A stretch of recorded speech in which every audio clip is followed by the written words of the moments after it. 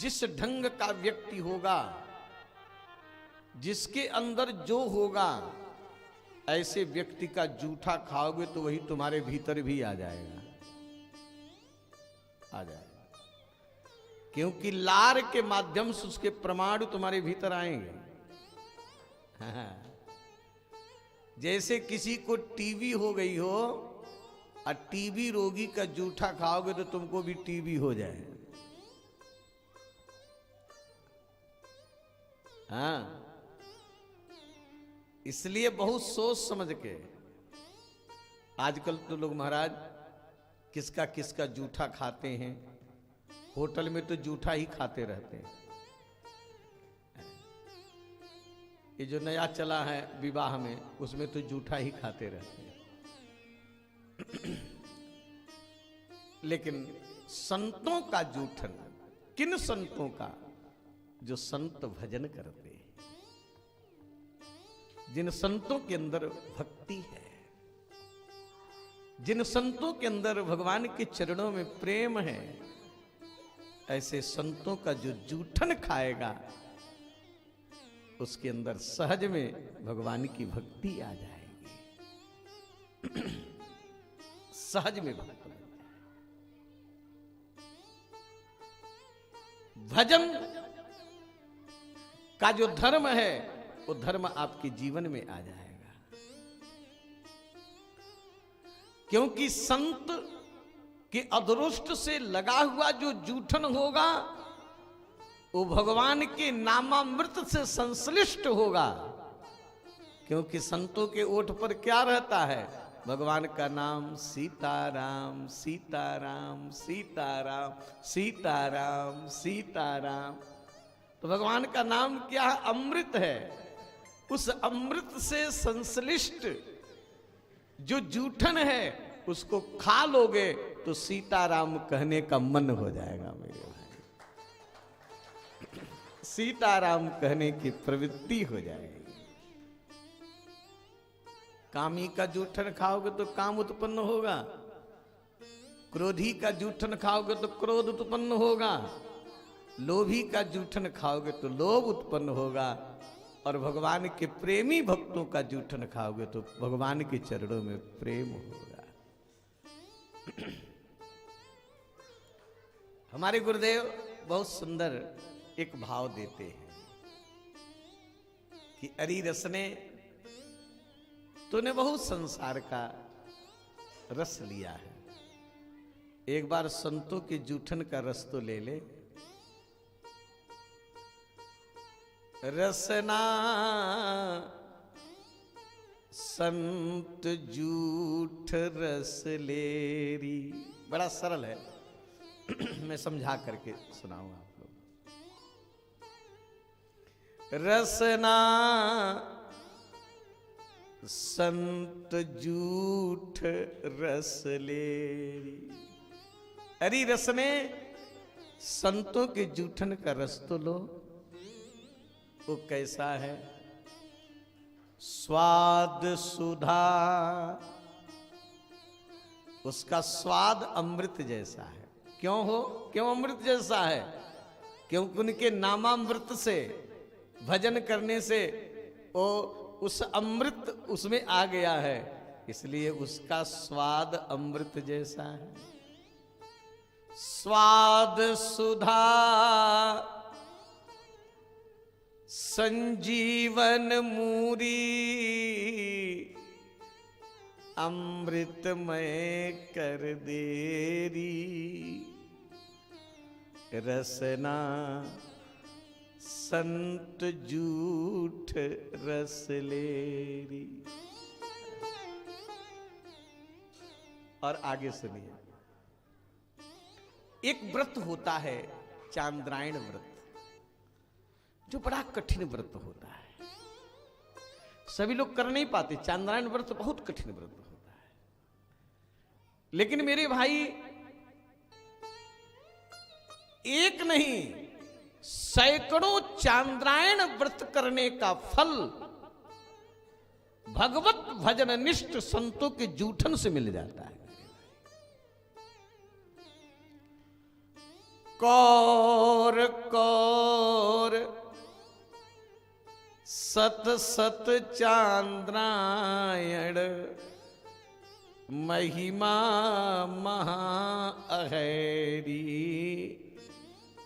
रसना संत जूठ रस लेरी। कछु प्रभाव नारद मुनि जानत। नारद जी कह रहे कछु प्रभाव नारद मुनि जानत मुनि न कहे पुनि तेरी।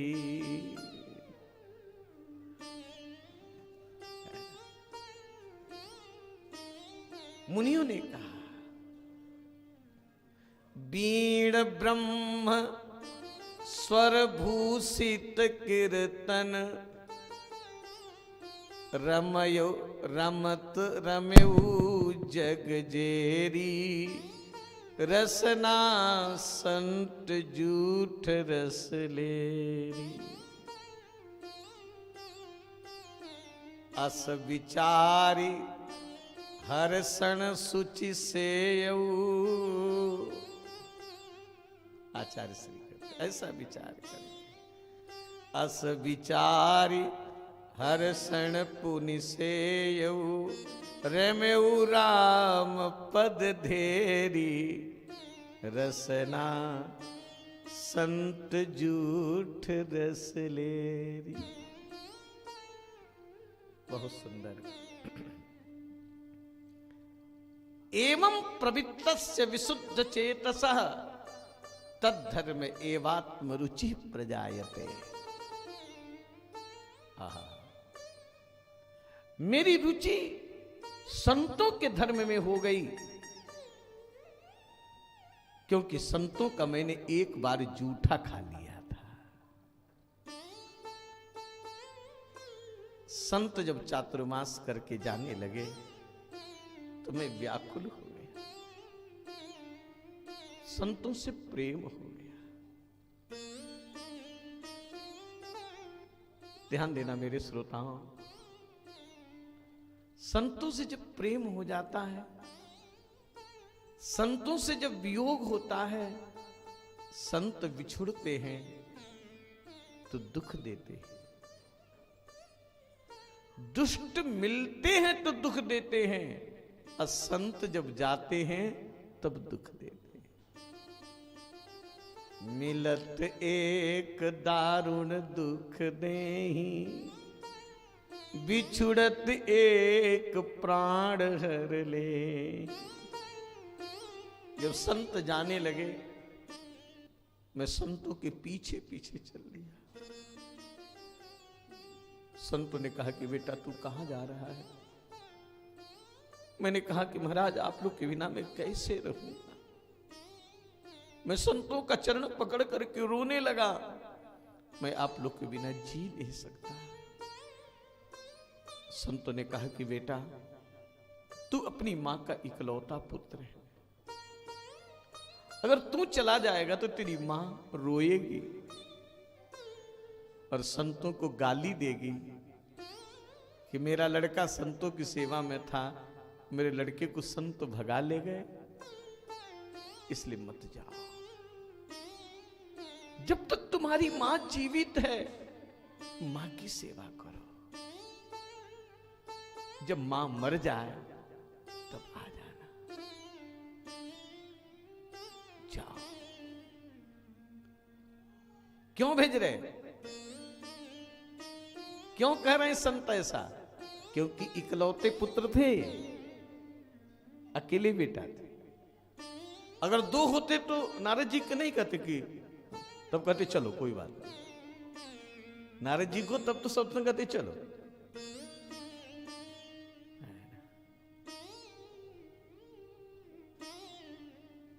संतों ने कहा कि बेटा लौट जाओ,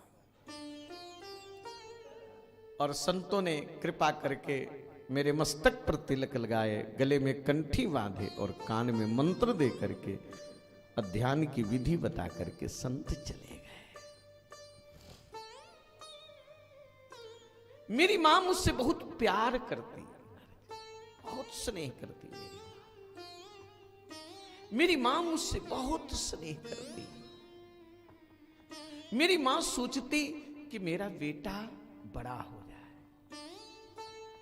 जब मेरा बेटा बड़ा हो जाएगा तो मैं बेटे का ब्याह कर दूंगी, तो मेरे घर में रुनुक झुनुक करते हुए सुंदर सी बहू आ जाएगी। माताओं को बहू लाने का बड़ा शौक होता है। अब बहू के बाद क्या होता है वही जाने जिनके पास आई हूं। बहू आ जाए। नारद जी सोचे, ओहो, अगर मेरी मां की इच्छा पूरी हो गई तब तो बहुत गड़बड़ हो जाएगा। अब तक मैं सोच रहा हूं कि मां मर जाए तो मैं साधु बन जाऊं, और कहीं ब्याह हो गया तो पत्नी मरने की प्रतीक्षा करनी पड़ेगी। पत्नी मरे तब जाओ।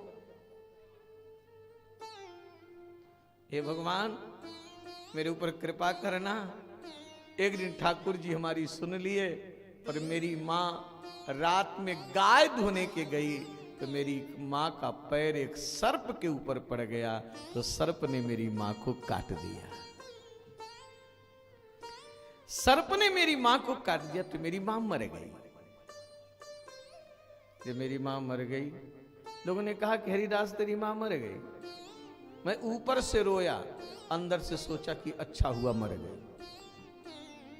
जो साधु बनने में बाधक थी, वैराग्य प्रबल था, और जल्दी जल्दी मां का संस्कार किया और उत्तराखंड की यात्रा किया। एक जंगल में गया, घोरम प्रतिभयाकारम व्यालोलूक शिवाजिरम। बड़ा भयानक जंगल था। प्रतिश्रांत्रेन्द्रियात्माहम त्रित परितो बुभुक्षिता। चलते चलते मैं थक गया था, मुझको भूख भी लग गई थी, मुझको प्यास भी लग गई थी। एक तालाब दिखाई पड़ा। उस तालाब में स्नात्वा पित्वा, देखो नहा लो और पी लो तो थकान मिट जाती है। स्नान करके जल पी लो, थकान मिट जाती। मैंने तालाब में नहाया और जल पिया, और जल पी करके एक पीपल के वृक्ष के नीचे बैठ गया। अब पीपल के वृक्ष के नीचे बैठ करके मेरे गुरुदेव ने जो ध्यान बताया था वो ध्यान मैंने करने लगा। जब आंख बंद करके ध्यान किया, मन एकाग्र हुआ, तो उस एकाग्र मन में परमात्मा का दर्शन हुआ। मन में एकाग्र होगा तभी भगवान का दर्शन होगा। ध्यान में ध्यान अगर करो, मन इधर उधर भागेगा तो भगवान का दर्शन नहीं होगा। कहे कि भगवान का दर्शन हुआ, लेकिन दर्शन थोड़ी सी जैसे बिजली चमके ऐसे दर्शन हुआ, फिर दर्शन अदर्शन हो गया। तो जब भगवान का दर्शन लुप्त हो गया तो मैं बहुत व्याकुल हो गया। जैसे जल के बिना मछली तड़फने लगे, वैसे मैं तड़फने लगा, रोने लगा। आकाशवाणी हुई कि बेटा, मैंने अभी दर्शन की तुमको चटनी चटाई है, थोड़ा सा तुमको रस दिया है। अभी पूर्ण मेरे दर्शन के अधिकारी नहीं हो, केवल तुम्हारी भक्ति में अभी दृढ़ता नहीं है। ये शरीर छूटेगा, ऐसे भजन करो।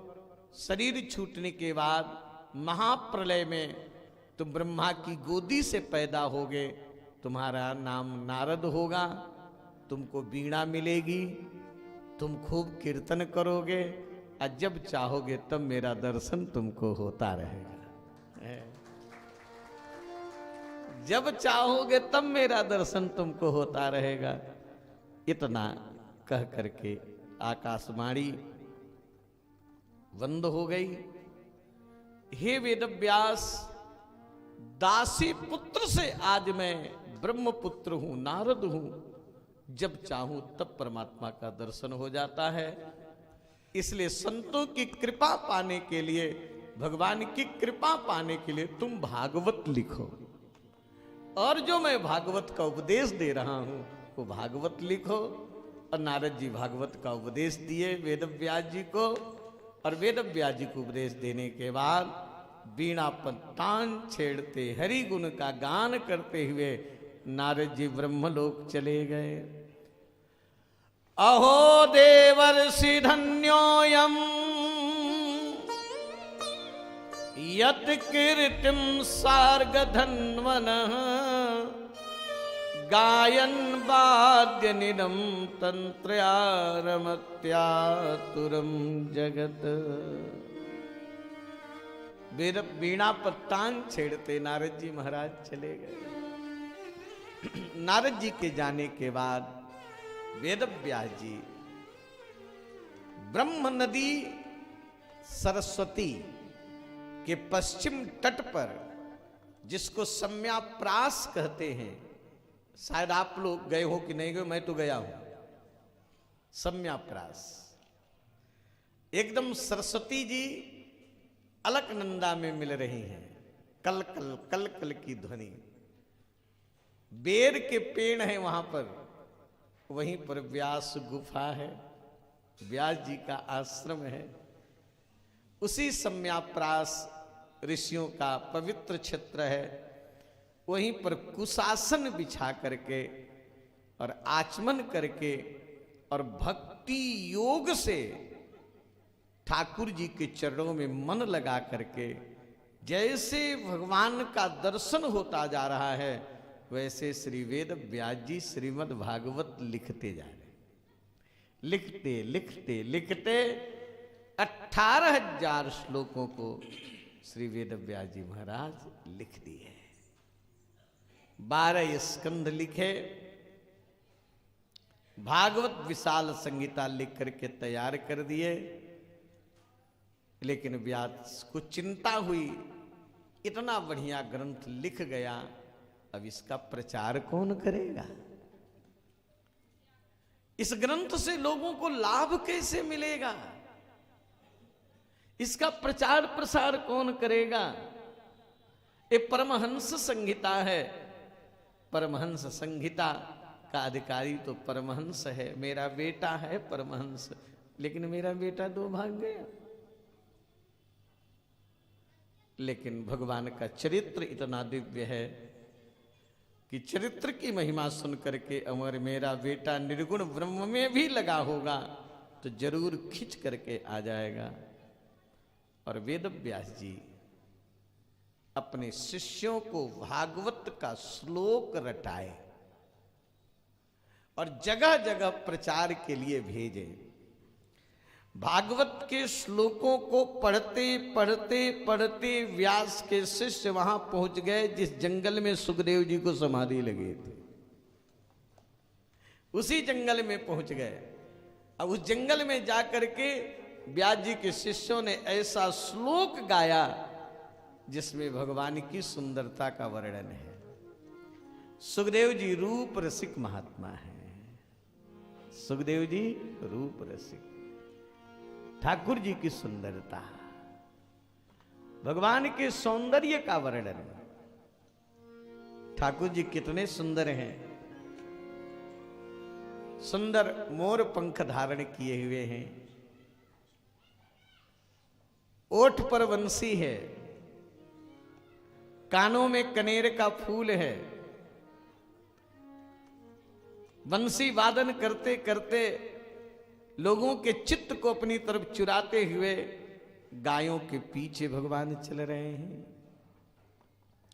बरहा पीडम नटवर वपुः कर्णयो कर्णिकारं बिभ्रदवासः कनकिकपिशं वैजयन्तीं च मालां रन्ध्रान् वेणोरधर सुधया पूरयन् गोपवृन्दै वृंदारण्यम स्वपदरमणम प्राविशद्गीत कीर्ति।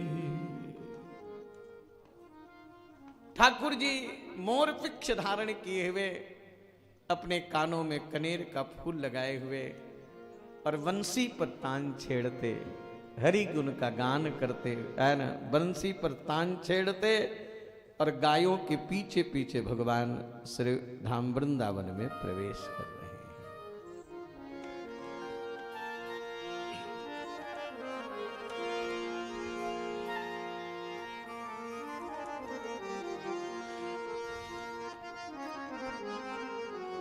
जय जय।